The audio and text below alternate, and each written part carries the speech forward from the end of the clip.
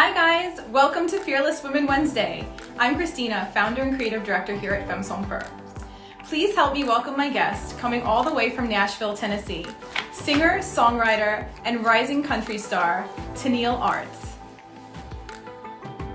Sorry, just waving here. Hi everybody who's joining us. Just sending TENILLE an invite. Hey Evelyn.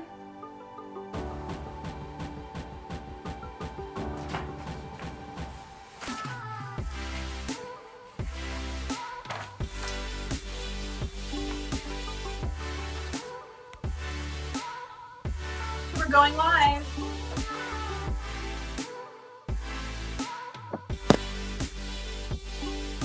Hey TENILLE. Hi. How are you? I'm doing well. How are you? I'm good. I'm just gonna raise the volume up here a little bit. Okay. You look so beautiful. I'm so excited to interview you. Thanks so much. You look awesome. I love your background and stuff too. Oh, thanks. So My cool. office is finally coming together. My pictures were falling off the wall the other day, so we had to secure them differently. I love it. How was your Thanksgiving holiday? It was good. Just kind of kept it super low key. Didn't do a whole lot. How about you? Yeah, us too. My husband and I went to his sister's house, so it was just me, him, and her and her husband, and then his parents. So it was just the six of us, keeping it low key also. That's awesome. Yeah. Well, I'm gonna dive right into our questions if you don't mind. Right. Yeah. So your career has really begun to take off, having performed on ABC's The Bachelor, at New York Fashion Week, and the NBC All-Star Games. How has this whirlwind affected you?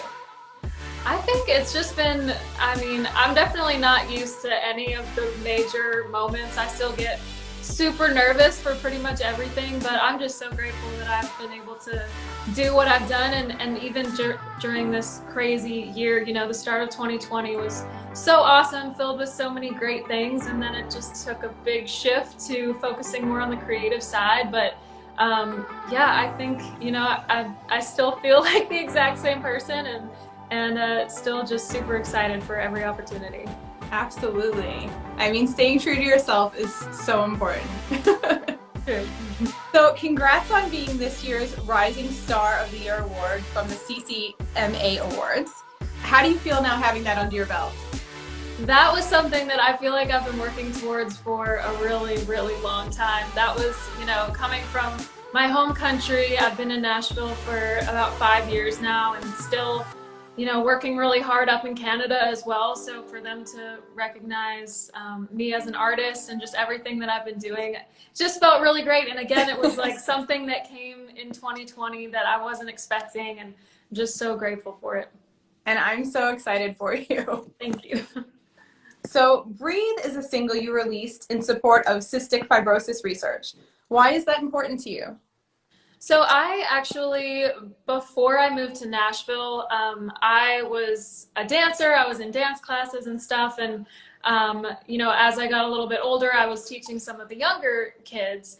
And there was one girl in the class who had cystic fibrosis, and her parents approached me and asked if I would, you know, be a part of their fundraiser and sing, because they knew that I'm a singer. So they asked me to be a part of it. And honestly, I had no clue what cystic fibrosis was at that time.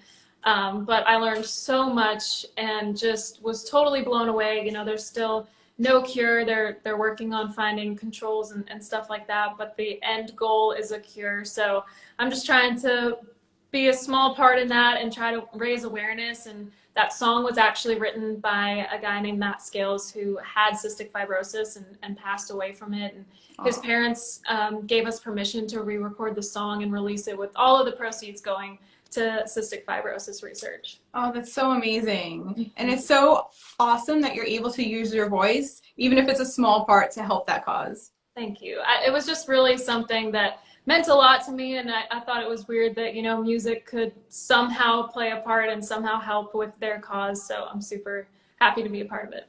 Yeah, and music is so healing in so many ways. So yeah, that's super special. So where does inspiration for your music often strike you?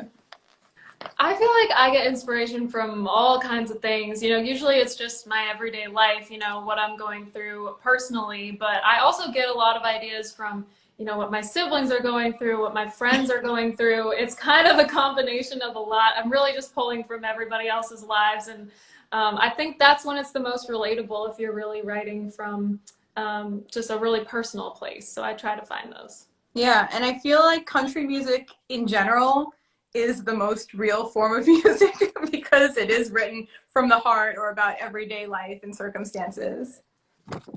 So your new album, Love, Heartbreak, and Everything in Between, sounds quite fitting for what's happened in 2020 so far. What was the process like for you in putting this album together? This album was kind of one that it just kind of snuck up on me, to be totally honest.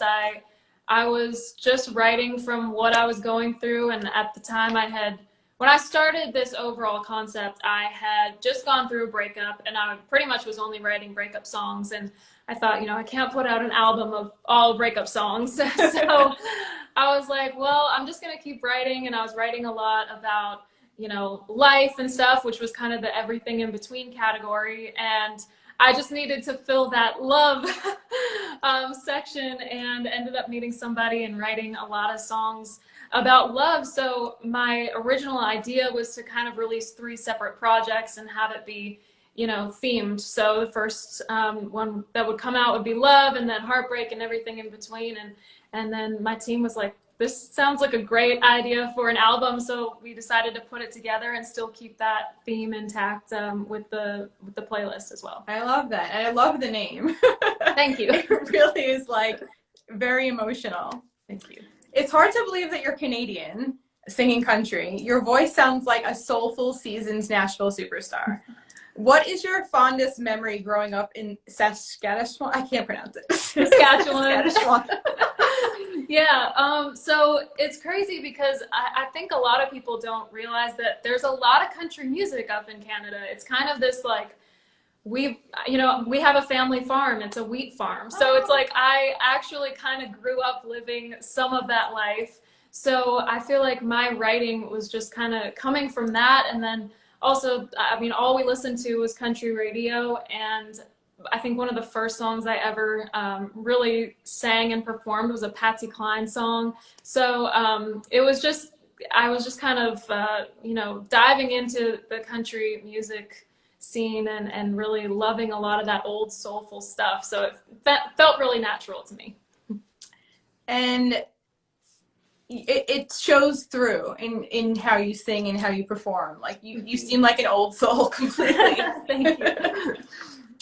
So when did you first know you wanted to be a singer professionally, and why were you drawn to country? Now that you answered my previous question, because you were kind of a country girl?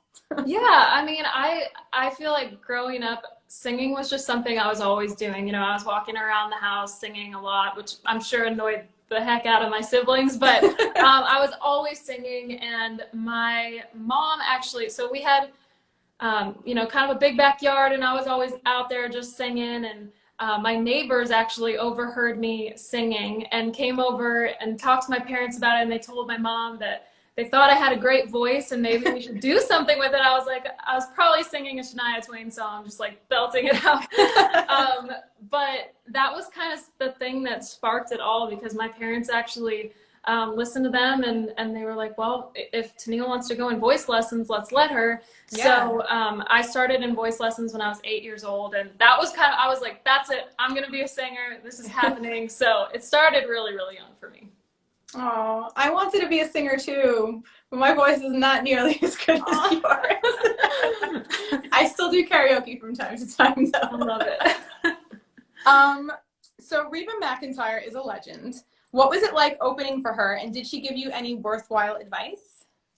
That was one of the coolest experiences I've ever had. It was totally just random when I got the call that I was going to open for her, and it was actually close enough for my mom and my grandma to drive down from Saskatchewan to see the show. So that was really cool, and had them there for all of that. But she never really said any advice to me, but I feel like I learned a lot from her just watching how she worked with everybody. Like, she was So kind to everyone. I know that everybody that she's been out on the road, like her road crew has been the same her entire career. And I think that Wow. says a lot about who she is and how she treats people. So I learned a lot just kind of watching how she interacted. And I mean, she took the time to come into my dressing room and say hi to everybody. I mean, you know, there's big stars out there that don't do that, and Reba's the biggest, and she did it. So Yeah. I learned a lot. That seems like she's so genuine. And I love that. I love hearing these kind of behind the scenes things about people, because it's all one thing to go out on stage and like we see what you're putting out there, but another thing to hear how you actually are. Yeah, she's great. So where were you when you heard your song on the radio the first time it played, and how did it make you feel? So I kind of have a weird story about this, because I was not expecting, the first time that I heard my song, Somebody Like That, on the radio, I was here in Nashville, and I was actually taking my recycling into like the recycling place, and I had the trunk open on my car, and I was just like pulling things out, putting it in the recycling, and then I heard my song playing, and I was like, I did not have my music playing when I got out of the car. Like, what the heck? And it clicked. Oh my gosh, this is on the radio. So I ran back into the driver's side and decided to take a video of myself hearing it for the first time. And I just, honestly, I didn't expect to get so emotional. Like, I know that it's an emotional thing, but I was, sorry. No problem. I thought, you know, this is going to be really cool. And I ended up crying like the entire time, because it was just a really, really, it's what I was dreaming about moving to Nashville. I always wanted to have that moment. All of your hard work, like, culminating and finally coming to that moment. I could just imagine. I'd be crying too.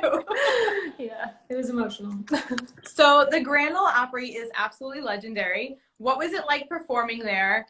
And was it more impactful than winning the Rising Star Award for you? Oh, it's hard to compare the two, because both are things that I've been working towards my entire career. So the Opry, though, was honestly just a super special moment for me and my entire family, because this was something that, you know, we had always talked about. It was always the dream, and then it was actually happening, and my entire family flew down from Canada to see me perform. And I just remember being super nervous, because I found out a month before, and so I was like working it up in my head for that entire month before. But stepping out on the stage, it was just kind of a calm feeling, and it was like country music had embraced me, and that's kind of what it means to stand on that stage. So it felt really special, and I still remember just looking down, seeing my foot step into the circle for the first time, and that's something that I'll never forget. It's definitely in my head forever. Oh, that's such a lovely, like, explanation of it. I just, what a dream. How would you describe your personal aesthetic? Oh my gosh, it is ever changing. It totally has to do with my music. The album before this one was very dark, and I wore like all black all the time, and I really like to kind of just follow where my music leads with that. So a lot of this new stuff is a little bit more light and airy and girly, and I think that's kind of like the phase that I'm in right now. It's funny how music influences our fashion and vice versa. So true. And it can really affect your mood too. Yeah, I had like the whole phase of like purple hair and like chains on my jeans and all of that stuff. So yeah, the Avril Lavigne stuff definitely influenced me as a kid. I was like, what's under my foot? My French bulldog is sleeping at my feet. I was like, oh, I hope he doesn't start snoring. So cute. Who has been your greatest mentor throughout your career to date?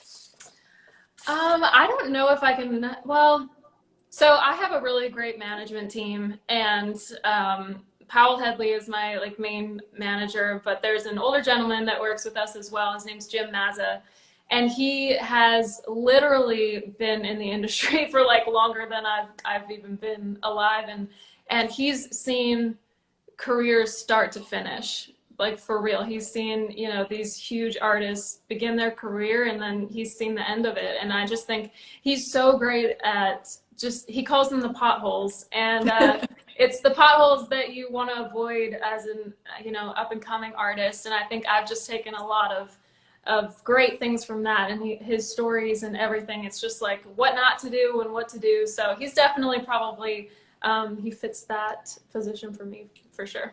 Yeah, that's incredible to be able to work with somebody so seasoned who really knows the ropes and how to guide you in the right direction. Yeah, he's awesome. So your song Call You Names is an apology to your parents for teenage angst. And funny enough, your mom is now your best friend. It's funny how that happened. Yeah. Did you have a say in all your rose-hued album cover decor? So pretty. So I mean, I was talking with my stylist, Krista Roser, and we had kind of picked out where the photo shoot was going to be and everything. And I remember, you know, there were so many different vibes, but I definitely felt like the pink vibe was like, it felt really right. And it just kind of felt like it brought the entire album together, which is what you want for an album cover. And I remember when we were trying on, you know, doing the fitting and everything, there was the white top that I'm wearing in the cover. I was just like, I have a really great feeling about this. I think I even said that to Krista. I was like, I have a great feeling about this outfit and this location. I think this is going to be it. So it happened to be, you know, we got a ton of other great shots that we use all the time, but that album cover just fit perfectly. And it all came together. I mean, I love pink, and I thought it looked so fitting. It's perfect. Thank you. It was a big change from what I had done previously. So It just kind of felt like this new beginning. It was great. Yeah, it's like an awakening. Yeah. Have you taken up any new hobbies during the pandemic that you previously didn't have time for? So I bedazzled an entire guitar with Swarovski crystals. Yes. And I mean, that was kind of a hobby of mine before, but I would have never had time to do an entire guitar like this before the pandemic. So I really kind of dove into that, and just, you know, if I wasn't songwriting, I was probably doing something, you know, bedazzling something. All that glitters. I love it. Yep. When you can travel abroad again, where is the first place you will go? I think I want to go back to Europe, because that's where I was when all of this crazy pandemic stuff started. And I just want to get back there and kind of continue that, because we were over there for the C2C festival, which is a lot of fun. And it got cut short because we had to travel back to the US. So hoping to get back over there. Yeah. Oh, I can't wait to go back to Europe also. So other than travel, how has the pandemic affected your songwriting? You know what? It's interesting, because I really, you know, if you're not living life and doing a lot of things, it's hard to be inspired and hard to come up with ideas. But I found myself, my songwriting changed a little bit, because I found myself kind of diving into the past a little bit and a little bit more life stuff. Like I wrote a song about, you know, what I would, basically a letter that I would send to my 16-year-old self. And I also wrote a song about my first apartment in Nashville. Like, it's kind of just all of these things that I probably never would have written about before, but I was kind of desperate for ideas, and it just ended up being a lot of life stuff.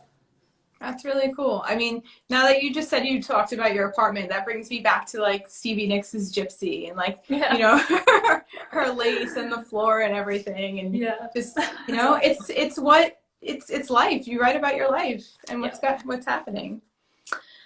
Okay. So you've worn our sparkly shoes, and you probably know by now that we love Swarovski crystals too.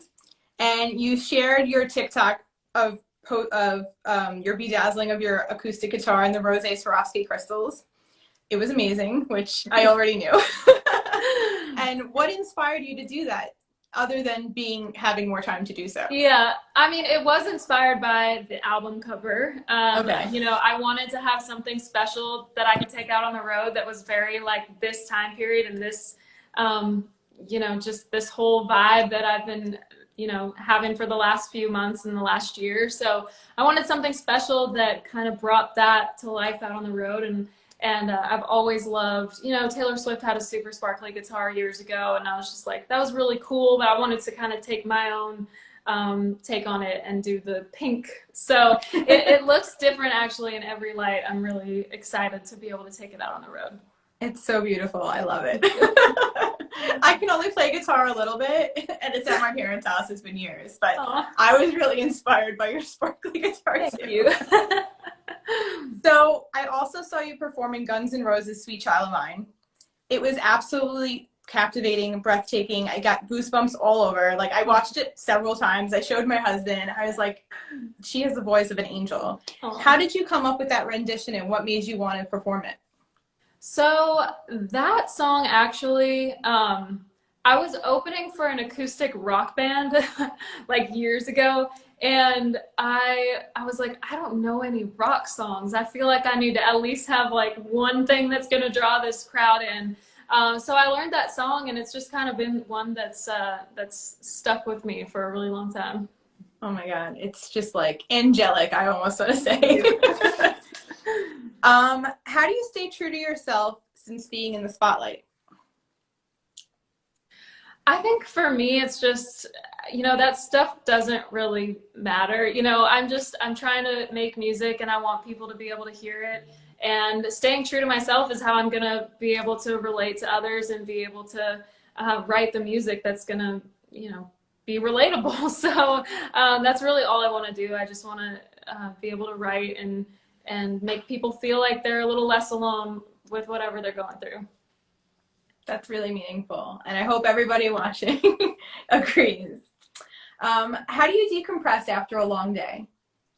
I like to just like hang out on the couch, put my comfy clothes on, usually a glass of wine, and watch something on TV. I don't really have any TV shows that I'm watching at the moment. Just finished The Undoing. So I like to, yeah, we won't spoil it for anybody, but it's really good. Yeah, we really liked it too. It kept us on our toes. Who is an icon you've yet to meet, and how do you think the conversation will look when you do meet them? Honestly, there's so many people that I would love to meet. In the country music world, I've just been a big Carrie Underwood fan my entire life, and I've never met her before. And I've just heard that she's really, really sweet. So I would probably pick somebody like her, and I would love to like be on tour with her or something and get to kind of watch how she does things. Because it's the same thing as Reba. You just get to, if you get to follow in somebody's footsteps and kind of learn from them, that's really special. And I feel like Carrie's done a great job of just, portraying, she's a great person, and so I just think I'd love to meet her and to be able to learn from her. I think you can make that happen. You guys should totally go on tour together. Girl power. I would love that. Earlier this year, you used your voice on social media to advocate for all lives, for peace, for love, for equality. Thank you for putting up your voice against racism and hatred. We all deserve better. What made you want to speak out about this? I think, for me, it's like I have a lot of fans out there that are, they come from all different walks of life. And I just think I don't want anyone to feel like they're not included in my music and what I put out there. So for me, it was really important to speak out and just say something, and to keep the conversation going, because I think for a lot of people, it was scary for them to speak about it. But I think the more that we do, the more it's going to become a normal conversation. And I think it's just going to raise awareness. Hopefully years and years from now, we won't even be talking about this, Agreed. I couldn't agree more. I think the more we all push for positive change, the better our lives will be as a whole, as a world, Yeah. Are there any challenges that you faced along the way that you're glad are behind you? It was a really big challenge just to even get to Nashville. There's a lot of hoops you have to go through as a Canadian just to get here. And I'm glad that that's all behind me and that I'm here and I have, I have a publishing deal and I'm able to write songs every day and be an artist and go out on the road. So I'm glad that those like early stages are over, and I feel like I now, I used to write songs and I never knew if people would ever get to hear them, and now it's really special that I know at least, the people that are on my Instagram or Facebook or wherever, they're gonna hear that music, and that feels really special to me. Yeah, and you're touching everybody with your music, so thank you. Thanks. Your astrological sign is Aries. Do you feel that plays a role in how you live your life and what you put into your music? So I don't know a lot about that stuff, but I do know that Aries are pretty like strong-willed and a little bit bossy, and I feel like that's totally me. So if that says anything, definitely pushing myself all the time. So I think that's definitely an Aries trait. Okay. What are you looking forward to in 2021? I'm looking forward to new music. I think just after writing for months and months and not being able to, I guess I would love to be able to go out on the road as well, but who knows when that's going to happen again. So just being realistic, I'm excited for new music and for people to hear what I've been working on the last few months, because I think it's really special and it's definitely a little different from the last stuff. Well, I'm excited to hear it too. Thank you. Do you have any advice for women or little girls who are dreaming of being a singer-songwriter? Oh my gosh. I would say just stay true to who you are. I think there's a lot of, in the music industry, it's tempting to go towards what the trends are or to change who you are to fit in. But I think for everyone, there becomes a time where your music is exactly what people want, and it's the trend at the moment. So I think if you just stick true to who you are, it's gonna be relatable to somebody out there, and really that's all that matters. As long as you can reach a few people and share your music and your gift, it's all worth it. Absolutely. And I think like some of your songs compared to old songs like from the 70s, like an Elton John song, for instance, we're going to remember for a really long time versus a pop song on the radio that it's really cool right now, but I'm not going to remember it in a few months. Like I don't even remember the lyrics. So I completely agree with you. It's so important. I'm reading over my questions briefly, and the slide is so blinding, but I don't think there's anything I missed. I often tend to do that, but I think I covered everything that I really wanted to ask you. So thank you so much for joining us today. I really appreciate you taking the time. Thank you so much. And I will have this posted for everybody who missed it within the hour. So thank you for joining us, TENILLE, and good luck for the rest of the year. Thank you so much. Thanks for having me. Bye. Bye.